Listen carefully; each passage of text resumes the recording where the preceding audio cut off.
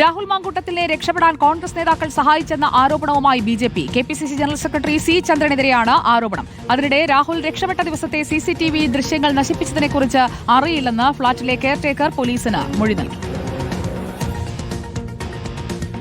അതിജീവിത മുഖ്യമന്ത്രിയെ നേരിൽ കണ്ട് പരാതി നൽകിയതും തെരഞ്ഞെടുപ്പ് പ്രചാരണം പാതിവഴിയിൽ ഉപേക്ഷിച്ച് രാഹുൽ കണ്ണാടിയിൽ നിന്നും പാലക്കാടെത്തി. പിന്നാലെ രാഹുൽ രക്ഷപ്പെട്ടത് ചുവന്ന പോളോ കാറിലാണെന്ന് SIT സംഘം കണ്ടെത്തിയിരുന്നു.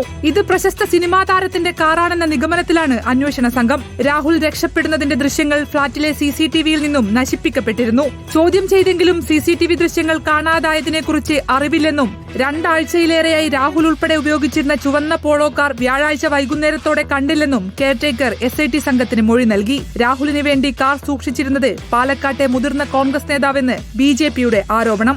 പാലക്കാട്ടെ കോൺഗ്രസ് പാർട്ടിയുടെ നിരവധി നേതാക്കന്മാർ രാഹുലിനെ സഹായിക്കുന്ന കാഴ്ചയാണ് ഓരോ ദിവസവും പുറത്തു വന്നുകൊണ്ടിരിക്കുന്നത്. ഇനി രാഹുൽ മാങ്കൂട്ടത്തിലിനെ ഒളിപ്പിച്ചു വെച്ചിരിക്കുന്നത് കോൺഗ്രസ് പാർട്ടിയുടെ നേതാക്കന്മാരുടെ വീടുകളിലാണോ എന്ന് സംശയിക്കേണ്ടിയിരിക്കുന്നു. എന്നാൽ ആരോപണം നിഷേധിക്കുകയാണ് കോൺഗ്രസ്. ഒരു കാരണവശാലും അതിലൊരു സത്യമില്ല. ആ കാറ് ഞാൻ കണ്ടിട്ടുമില്ല, എൻ്റെ വീട്ടിൽ ആ കാറ് വന്നിട്ടുമില്ല, ആ കാറുമായിട്ട് എനിക്ക് ഒരു ബന്ധമില്ല. എൻ്റെ കാർ ഈ കാറ് മാത്രമേ എൻ്റെ അടുത്ത് ഇവിടെ ഉള്ളൂ. രക്ഷപ്പെടാനും ഒളിവിൽ കഴിയാനും രാഹുലിന് സഹായം നൽകിയവരെ കേന്ദ്രീകരിച്ച് അന്വേഷണം തുടരുകയാണ്. നശിപ്പിക്കപ്പെട്ട ഫ്ളാറ്റിലെ CCTV ദൃശ്യങ്ങൾ സൈബർ സെല്ലിന് സഹായത്തോടെ കണ്ടെത്താനും പോലീസ് ശ്രമം ആരംഭിച്ചു. റിപ്പോർട്ടർ, പാലക്കാട്.